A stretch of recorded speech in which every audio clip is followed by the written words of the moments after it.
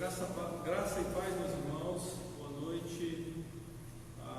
Que o Senhor Jesus esteja nos abençoando nessa noite. Nós estamos mais uma vez aqui para darmos sequência nos nossos estudos e no nosso projeto de 40 dias de jejum e oração. Hoje, iniciando a segunda semana desse projeto, tema geral, avivamento verdadeiro, e na primeira semana nós trabalhamos sobre o que é avivamento espiritual, e hoje, essa semana, a gente estará a semana toda pensando, aprendendo e refletindo sobre por que precisamos de um avivamento. Então eu quero convidar você que já está nos acompanhando, você que vai receber esse vídeo também, quando receber, tira um tempo de reflexão, de oração, mas nós vamos orar agora para iniciarmos essa transmissão e esse estudo. Deus, nós queremos te agradecer pelo dia que o Senhor nos deu, pelo cuidado do Senhor conosco. Quero agradecer ao Senhor pela vida de cada pessoa que está em casa, com a oportunidade de nos acompanhar pelo Facebook, pelo Instagram, pela vida dos irmãos que estão aqui participando da transmissão, e oramos para que o Senhor esteja usando esse tempo que nós estamos investindo no aprendizado da Tua Palavra, para nos falar ao coração, instruir e nos conduzir nos caminhos do Senhor segundo a Tua vontade. Então, que cada pessoa que nos acompanhará nessa transmissão, ou cada pessoa que receberá depois esse vídeo, seja tocada pelo poder do Teu Espírito, seja conduzida pela palavra do Senhor a uma postura de mudança, de atitude, de consagração, de entrega ao Senhor. Fala conosco, ó Deus, nessa noite, receba a expressão de culto, de louvor, de adoração da parte da Tua igreja. Nós oramos assim no nome do Senhor Jesus. Amém. Amém. Quero convidar você para um tempo de cânticos. Nós vamos agora cantar pelo menos 2 músicas. Eu vou convidar aqui a irmã Lina e o Samuel. Nós os convidamos para que eles pudessem fazer essa parte de música. Então, primeiro a irmã Lina, depois o Samuel Lina.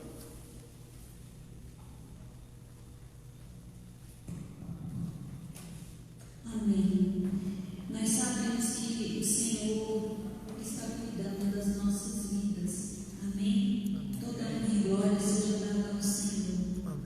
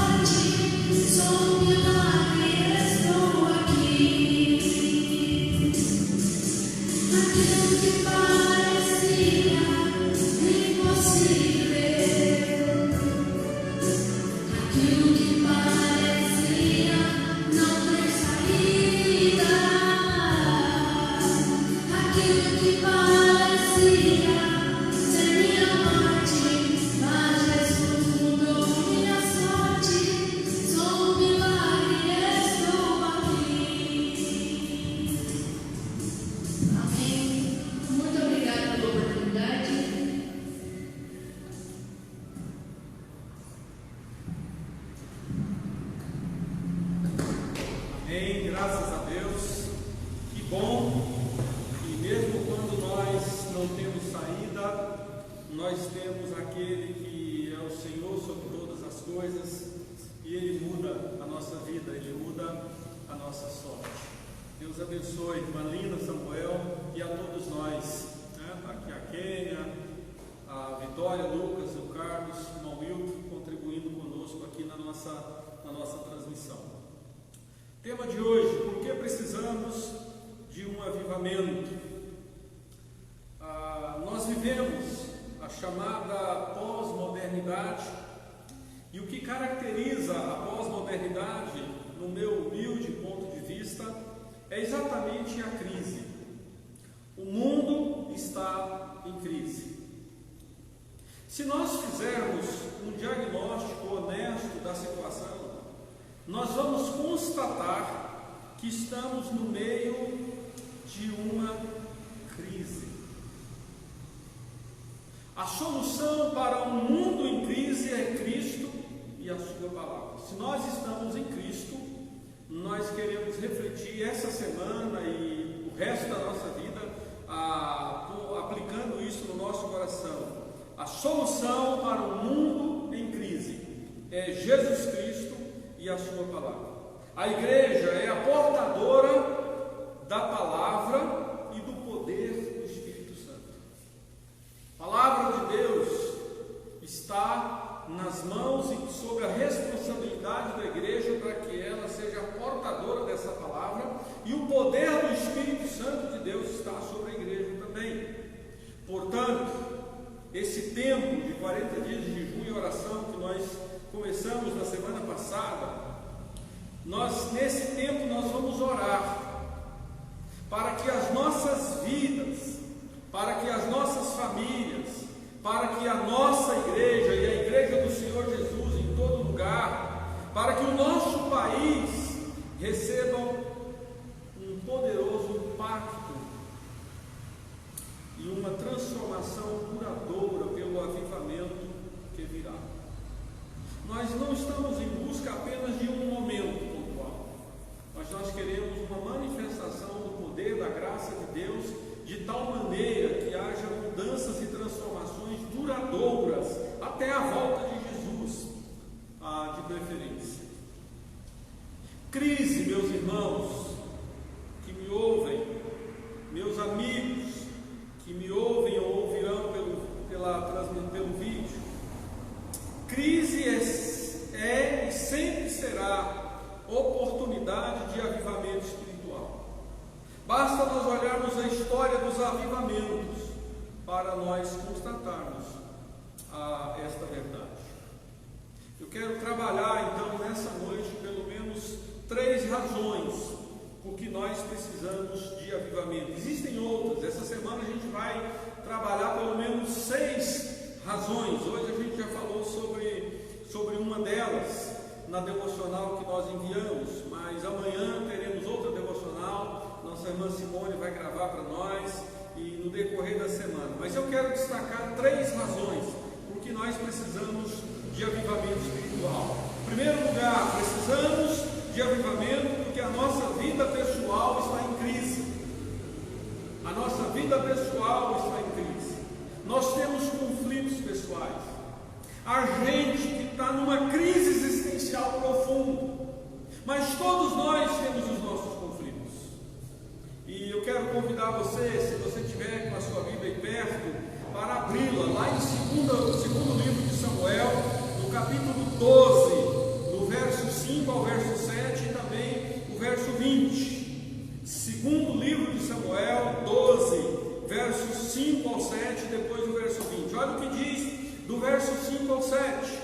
Então o furor de Davi se acendeu sobremaneira contra aquele homem e disse a Natã: tão certo como vive o Senhor, o homem que fez isso deve ser morto.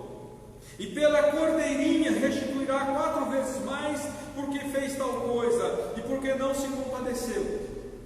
Então disse Natã a Davi: tu és um homem. Assim diz o Senhor Deus de Israel: eu te ungi rei sobre Israel, eu te livrei das mãos de Saul, eu te dei tudo que você poderia desejar. Mas você foi e tomou a mulher de Urias. Quando o profeta Natã confronta Davi com o pecado com Batseba e ele também o assassinato de Urias. Verso 20 diz: então Davi se levantou da terra, lavou-se, ungiu-se, mudou de vestes, entrou na casa do Senhor e adorou. Depois veio para casa e pediu pão, puseram-no diante dele e ele comeu.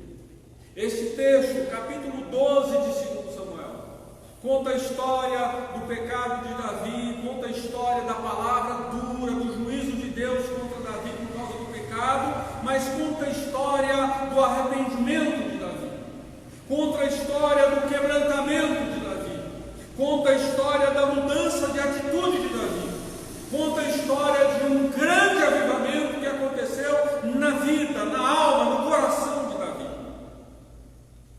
O Natã diz para Davi, quando ele se ira contra a história que o profeta contou, e ele diz: você é esse homem.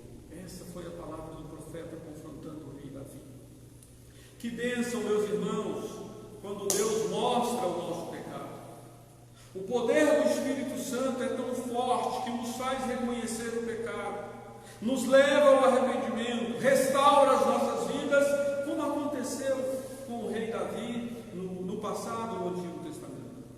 Por isso, nós necessitamos de um avivamento verdadeiro. Quando o Espírito Santo começa a enviar a vida de Cristo, a primeira coisa que acontece e acontecerá é olharmos o nosso pecado, é reconhecermos a nossa condição de indignidade diante do Senhor.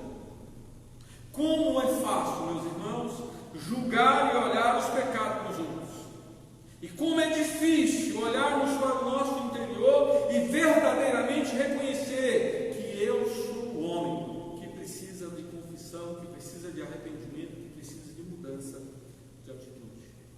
Olha o que Jesus diz lá em João 3, verso 19 ao verso 21. João 3, 19 a 21. O julgamento é este: que a luz veio ao mundo e os homens amaram mais as trevas do que a luz, porque as suas obras eram más.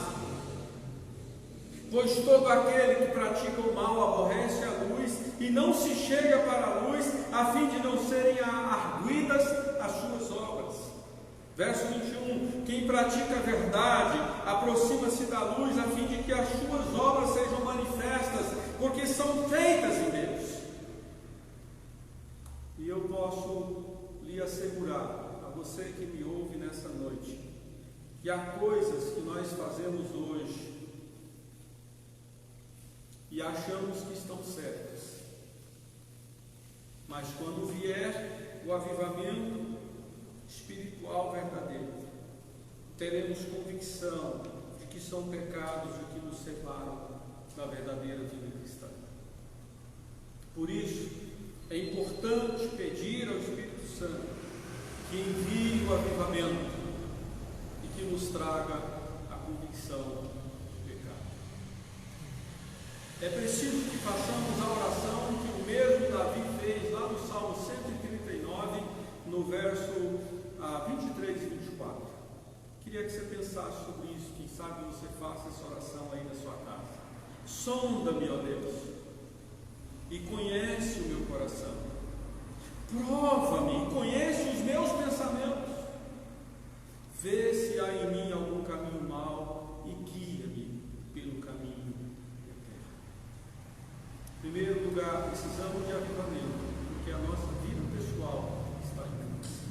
Em segundo lugar, precisamos de avivamento, porque a família está em crise. As famílias estão em crise. Lá em João 4, versículo 16 a 18, relata o seguinte: disse-lhe Jesus, o encontro de Jesus com a mulher samaritana. Disse-lhe Jesus: vai, chama teu marido e vem cá. Ao que lhe respondeu a mulher: eu não tenho marido. Replicou-lhe Jesus: bem disseste, não tenho marido, porque 5 maridos já tiveste, e esse que agora tens não é teu marido. Isso disseste com verdade. A história dessa mulher samaritana, que aconteceu há 2000 anos atrás, continua ecoando na realidade das famílias. A família é em crise em todas as partes do mundo.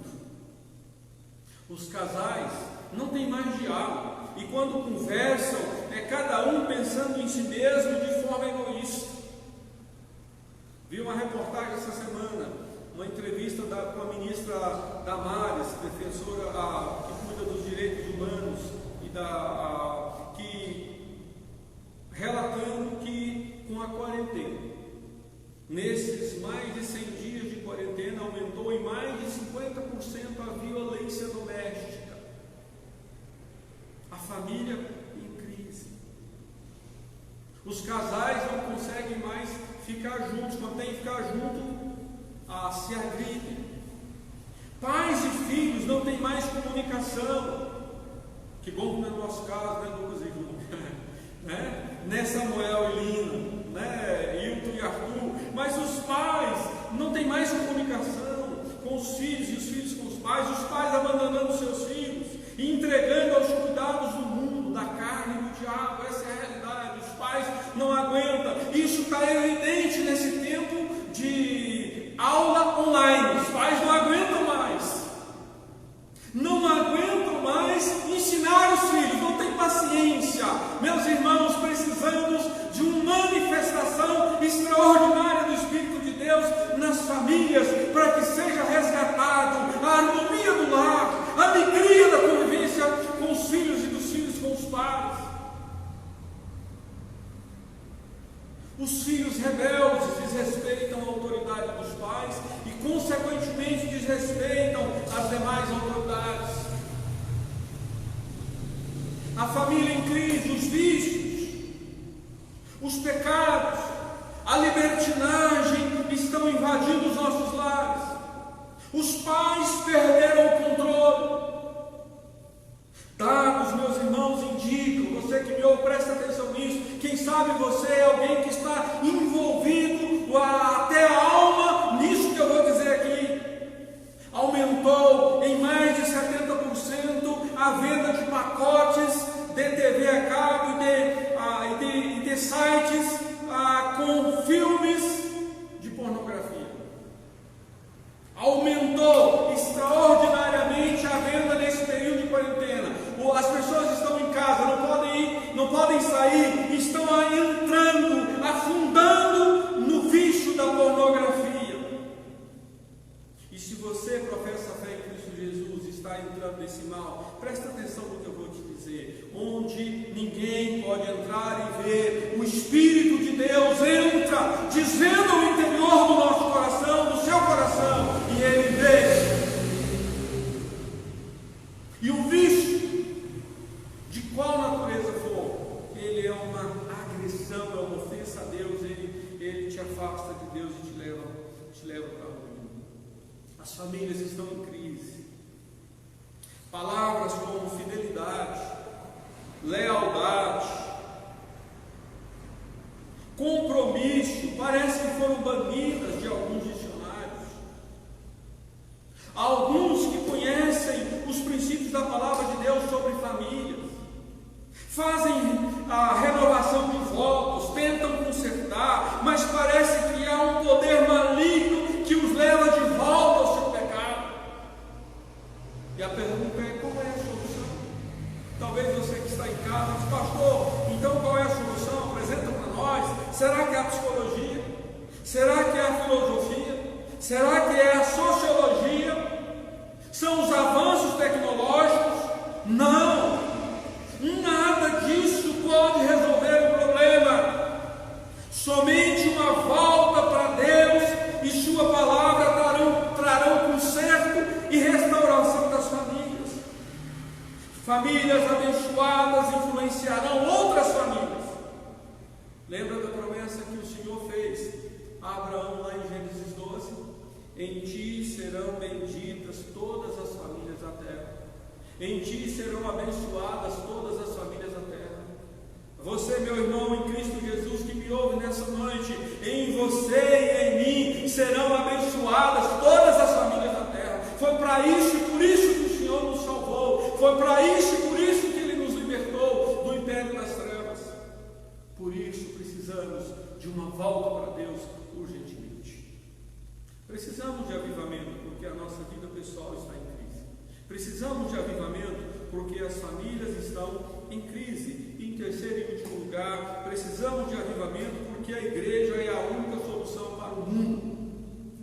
Você que me ouve, que não pertence a nenhuma igreja, você que me ouve, que ainda não decidiu e optou por se comprometer com uma igreja local comprometida com o reino de Deus, você que já pertenceu a uma igreja e desanimou com a igreja, não quer mais saber de igreja porque existe gente difícil. Nós somos difíceis, você também é, tanto é que você desistiu do evangelho por algum problema. Mas deixa eu lhe dizer, a igreja é a solução para o mundo. Se você está fora dela, passe para dentro. A igreja é a solução para o mundo.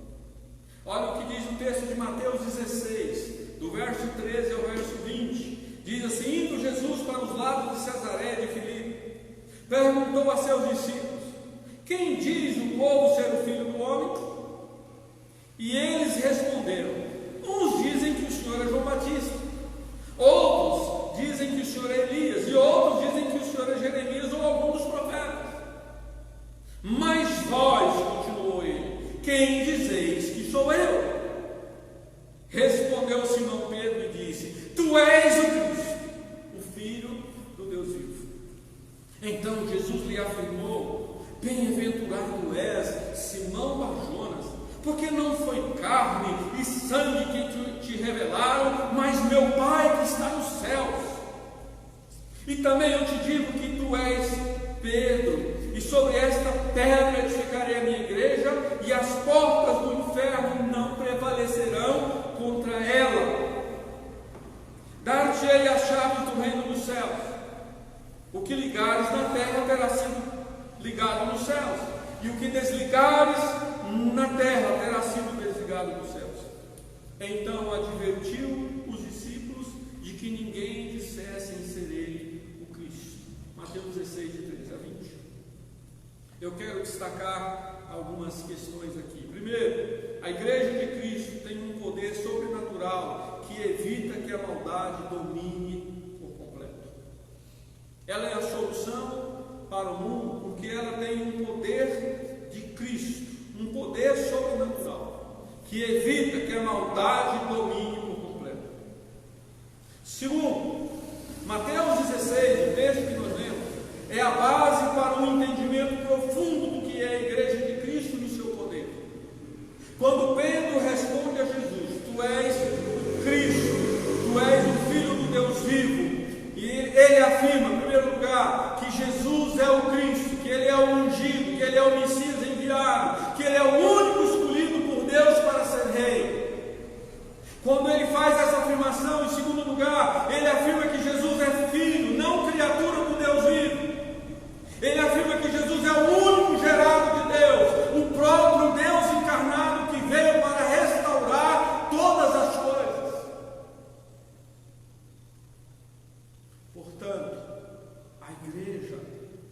baseada na pessoa e obra de Jesus Cristo. Ela é baseada no Filho de Deus, no próprio Deus encarnado. Jesus, como Messias, como ungido de Deus, tem todo o poder no céu e na terra. Como executor da obra de Deus, ele afirmou na cruz: está consumado, assegurando que ele fez tudo o que era necessário para a salvação da humanidade, a redenção de todo o universo. Está consumado. O plano de redenção do Pai está realizado. Quarto lugar, a vida e obra de Cristo tem um poder sobrenatural. A Bíblia afirma que Jesus perdoou os nossos pecados. Afirma que Ele nos restaurou, nos transportou do domínio das trevas para o reino do Filho do seu amor. A palavra de Deus diz que Jesus expôs Satanás e as suas hostes ao ridículo, triunfando sobre eles na cruz, e que a natureza está aguardando o dia da sua redenção também.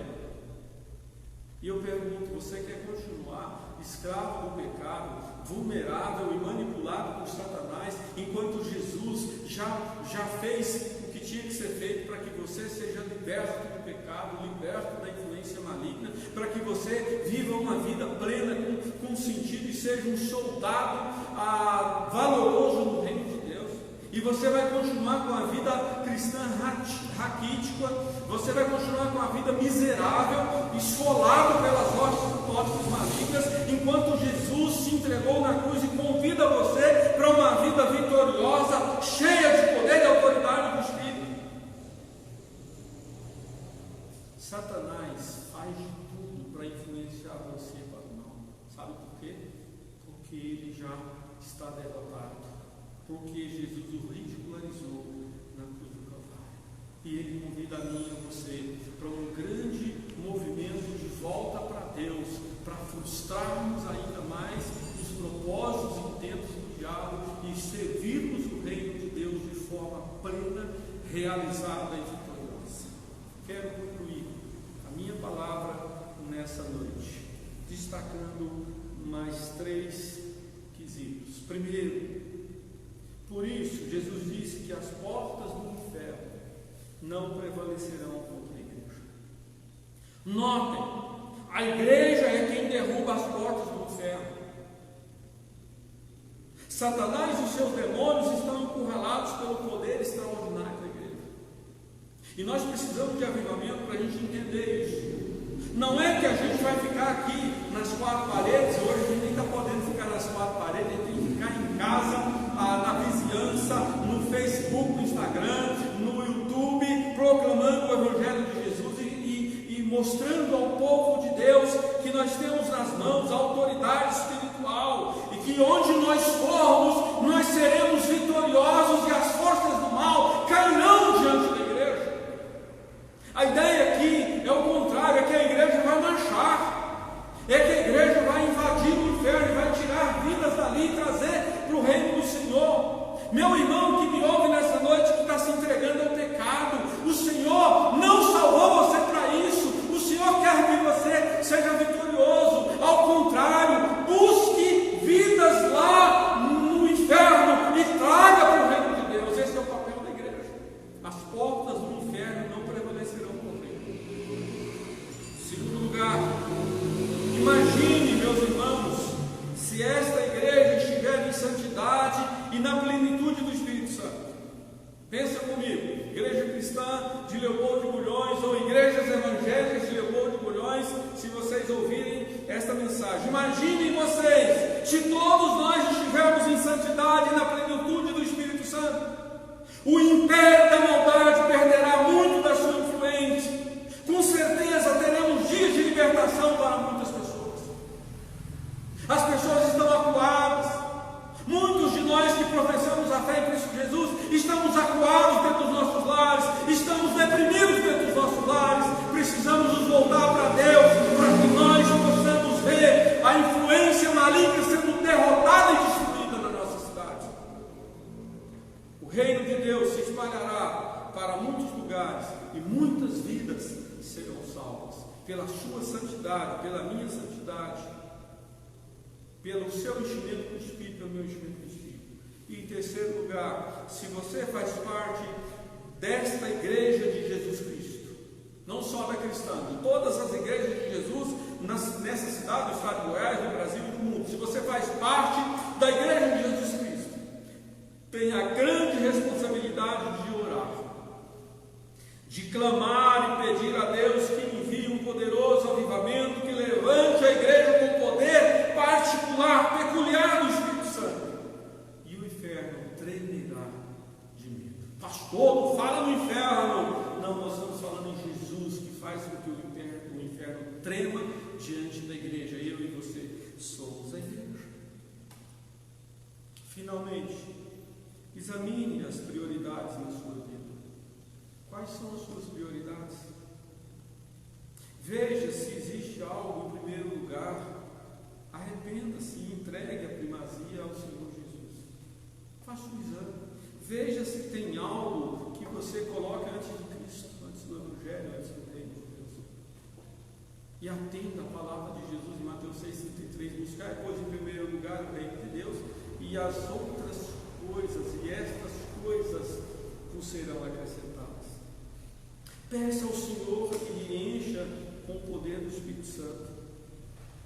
Ore para que a igreja de Cristo seja fortalecida no Senhor e na força do seu poder. Que Deus te abençoe. Que Deus nos abençoe. Que Deus tenha misericórdia de nós. Que Deus revista a sua igreja aqui no Leopoldo de Bulhões e em todo o mundo com o poder e a autoridade do Espírito, para que nós façamos cumprir e prevalecer no nome de Jesus e reino de Deus. Amém. Amém. Eu quero orar por você. Você que está em casa, que está assistindo, você que está aflito com as circunstâncias, as crises, especialmente em relação à crise sanitária no mundo, eu quero orar por você. Eu quero orar por você que perdeu o seu ente querido essa semana. Nós oramos no domingo passado pela restauração do Edinho. Infelizmente, Deus o recolheu para si. Eu quero orar por você, para a família do Edinho. Quero orar por você que tem gente enferma na sua família, para você que tem os seus conflitos pessoais. Vamos orar para que o Senhor tenha misericórdia de nós. Feche os seus olhos e fale com Deus. Senhor, nós queremos nessa hora reafirmar a nossa oração e a nossa busca diante do Senhor por uma grande transformação. Primeiro na minha vida, na minha casa, depois na vida dos meus irmãos e na casa dos meus irmãos, na nossa igreja, nas igrejas do Senhor, onde estiverem, uma transformação de vidas a partir de nós. Deus, eu quero pedir que o Senhor vá de encontro com cada irmão, cada irmã, cada pessoa que está me ouvindo nessa noite, e que chegando, ó Deus, o Senhor quebrando o coração, o Senhor aponta, ó Deus, caminhos que precisam ser seguidos e percorridos por esses irmãos, mas que a esperança do Senhor esteja nos lares, que o poder do Teu Espírito revista os corações de maneira que haja uma alegria indizível em cada coração. Senhor, nós oramos pelos enfermos. Vá de encontro, Deus, tanta gente enferma, tanta gente preocupada, tanta gente em tratamento, os leitos de hospitais estão lotados, meu Deus. Vai ali, entra ali, Senhor, faça, Senhor, uma grande obra, revele-se a essas pessoas, Deus, e faça transformações. Deus, usa os Teus servos que estão trabalhando na linha de frente, ó Deus, do tratamento da saúde pública, para serem agentes de salvação onde estiverem. Deus, nós oramos pelas famílias enlutadas no mundo todo, no nosso país, na nossa cidade, que o consolo do Espírito seja mantido. Senhor, que a convicção de esperança de vida eterna em Cristo Jesus encha o coração das pessoas. Deus, e nós oramos para que o Senhor cubra esta cidade com o poder do Teu Espírito. Repreenda, Senhor, o espírito de morte, o espírito de enfermidade, o espírito de comodismo, de negligência, de rebeldia. Senhor, no nome de Jesus, que o Espírito do Senhor que traz paz no coração do homem seja derramado sobre nós, sobre a igreja, sobre os lares, ó Deus. Senhor, dê aos Teus servos, ao povo do Senhor, aos irmãos em Cristo que amam e servem o Senhor nessa cidade, testemunhar com seus amigos, seus vizinhos, seus familiares, e que o Senhor converta o coração das pessoas a Cristo Jesus. Deus, nos dê uma noite abençoada, nos dê um restante de semana guardados por Ti. Nós oramos em nome do Senhor Jesus. Amém e amém. Deus te abençoe, tenha um bom final de semana em nome de Jesus. Amém. Sussurra, acabou a bateria.